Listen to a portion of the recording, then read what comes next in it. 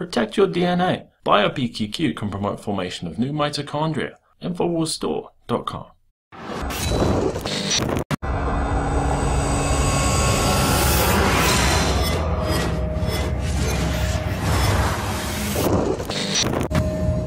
Back in February of 2012, USA Today writer Tom VandenBrook and editor Ray Locker were targeted just days after contacting the owners of Leonie Industries, a Pentagon-funded Psyop contractor. Mysteriously, websites popped up, some of them claiming that VandenBrook and Locker worked for the Taliban. These journalists, they weren't even political. They were investigating some mine company corruption or something. But Leonie's co-owner created a batch of fake websites, social media accounts, and a fraudulent Wikipedia page in an effort to smear the journalists. And basically, they created a whole set of fake websites that pretended to be fan websites of these journalists. And they just slowly turned them into complete outposts for smearing them, to try and discredit their investigations. And as is documented in this article, and I've written many articles about since 2008, basically the Pentagon has put out a raft of fake websites that are designed to look like independent media sources. They admitted this in 2008. I'm not making it up. You'll probably see many of them out there when you read the internet on a day-to-day basis.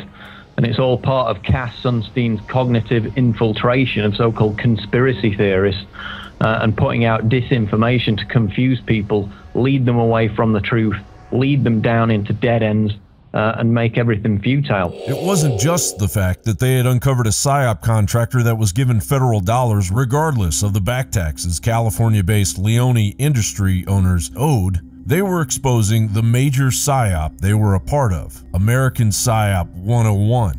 A 2000 report from the desk of the Defense Science Board Task Force titled The Creation and Dissemination of All Forms of Information in Support of Psychological Operations, Psyop, in Time of Military Conflict. This unclassified report is available in PDF form as a link in the description of the report you're listening to right now. The report details how PSYOPs were successful and unsuccessful in major PSYOP operations overseas. From this research, the task force found that military PSYOP offers a unique and powerful asset in military operations, both in peacetime and in war. Given the broad array of complex missions conducted by U.S. military forces, understanding the culture and preparation of the soft battle space is imperative to the conduct of successful operations. Members of the Defense Science Board Task Force include Dennis Bovin of Bear Stearns, Brand Farron of Walt Disney Imagineering, Paul Colazzi of DARPA, to name a few. The financial arena embed with the entertainment industry, the robotics industry, and the Defense Department. One of the diagrams from the report describes how strategic military and tactical PSYOPs work. All signs of the times in the United States since 9/11 reeks of the genesis of a strategic PSYOP, which is now morphing into a military PSYOP, as indicated by the newly uncovered SOCOM document listing Utah, Texas, and Southern California as hostile areas. So that's a trick. When something's supposed to be declassified, they'll still hide it.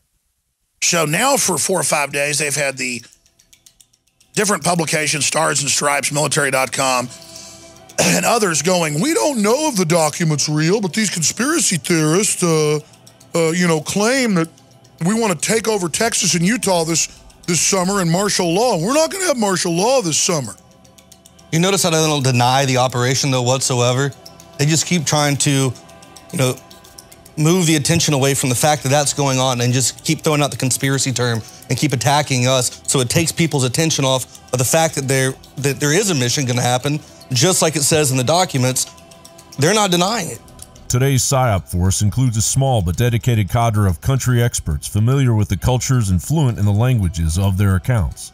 There is a small and equally dedicated cadre of production personnel operating a modest suite of production capabilities. One such dedicated cadre of production personnel is Obama supporter and major Hollywood mogul Harvey Weinstein, who is now shelling out films aimed at attacking the Second Amendment. I don't think we need guns in this country, and I hate it.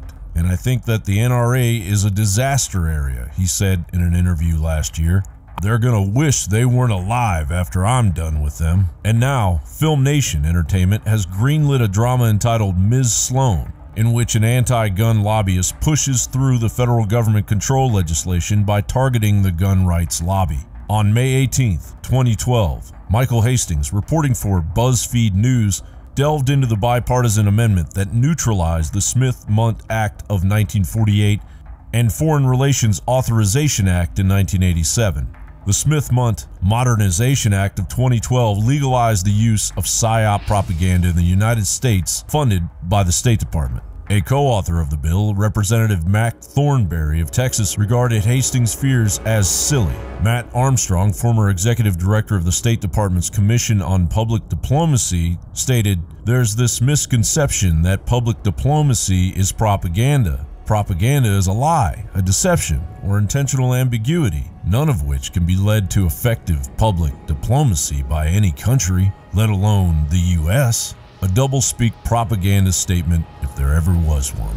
Jon Bowne for Infowars.com.